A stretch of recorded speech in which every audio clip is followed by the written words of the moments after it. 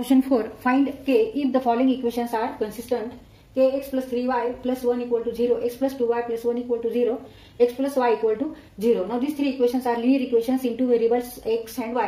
Equations are consistent, therefore value of determinant d equal to 0 and also equation have common solution.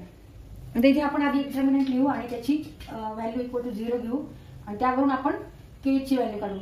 Take coefficient of x k1 1 k1 1 3 2 1 3 2 1 and 1 1 0. X plus y equal to 0 and x plus y plus 0 is also 0. त्यामुळे आपण इथे हा element 0 घेतलेला आहे. त्याची value equal to 0 आहे. तिथे equation तयार करू. आधी आपण एक्सपान्शन फॉर्म्युला वापरून इक्वेशन तयार करू आणि k ची व्हॅल्यू काढू. आता हेच इक्वेशन आपण जर ह्या पद्धतीने लिहिली तरी त्यावरून डिटर्मिनंट तयार करून आपण k ची व्हॅल्यू काढू. kx plus 3y equal to -1, x plus 2y equal to -1 and x plus y equal to 0. ह्यावरून आपण आता डिटर्मिनंट लिहू. d equal to k1 1 3 2 1 -1 -1 0 आणि इट इज इक्वल टू 0. तर ह्या पद्धतीने डिटर्मिनंट लिहिला तरी चालेल किंवा ह्या इक्वेशन वरून हा डिटर्मिनंट लिहिला तरी चालेल. दोन्हींची व्हॅल्यू एकच येणार आहे k ची व्हॅल्यू. आता इथे आपण आता k ची व्हॅल्यू काढण्यासाठी एक्सपान्शन फॉर्म्युला वापरू. k ने मल्टिप्लाय करायचे. Take remaining elements which are not in first row and first column that is 2 1 1 0. Take cross multiplication and subtract. 2 × 0 0 0 -1 × 1 1 -3 ने मल्टिप्लाय करायचे. -3 ने मल्टिप्लाय करायचे. Take remaining elements which are not in first row and second column. Remaining elements are 1 1 1 0 1 × 0 0 -1 × 1 1 plus 1 ने multiply करायचे. Take remaining elements which are not in first row and third column. 1 × 1 1 -2 k × 0 0 k × -1 -k -3 × 0 -3 × -1 -3 × -1 -3 × -3 means positive 3. Multiplication of two negative number equal to positive number. दोन ऋण संख्यांचा गुणाकार धन असतो म्हणून इथे आपण धन घेऊ plus 3 and 1 - 2 equal to -1 -1 × 1 1 -1 -1 equal to 0 equal to 0 -k plus 2 equal to 0 3 - 1 2 therefore k equal to 2. आता इथे k ची व्हॅल्यू 2 आलेली. इथे सुद्धा k ची व्हॅल्यू 2च येणार आहे. आपण आता हा सॉल्व्ह करू. डिटर्मिनंट k ने मल्टिप्लाय करायचंय.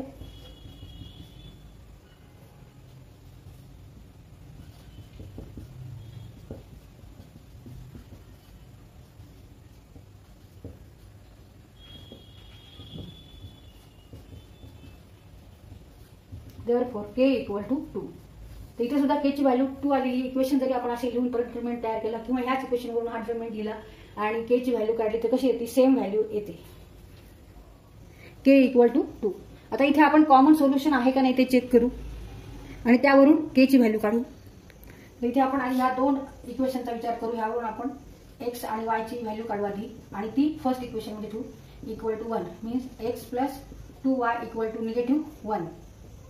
आता हे दुसरे इक्वेशन घेऊ. x plus y equal to 0. Now subtract y equal to -1 y equal to -1. तर y ची व्हॅल्यू आली -1. ह्यावरून आपण x ची व्हॅल्यू काढू. ह्या इक्वेशन मध्ये y इक्वल टू -1 ठेवू आपण. मग x -1 इक्वल टू 0.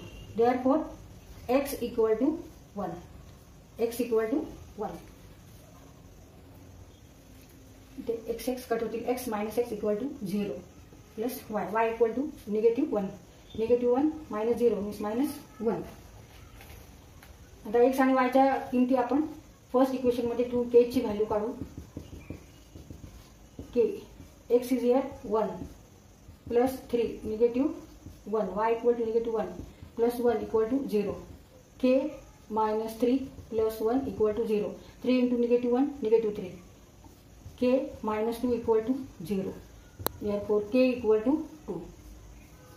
तर इथे सुद्धा ह्या मेथडने जरी आपण k ची व्हॅल्यू काढली तरी चालतं. इथे आपण आधी x आणि y काढलेले आणि कन्सिस्टंट असल्यामुळे कॉमन सोल्युशन आहे. त्यामुळे थर्ड इक्वेशन साठी सुद्धा आपण x इक्वल टू 1 आणि y इक्वल टू -1 घेऊन k ची व्हॅल्यू 2 काढलेली आहे. तर कोणत्याही मेथडने तुम्ही k ची व्हॅल्यू काढली तरी चालते. k equal to 2.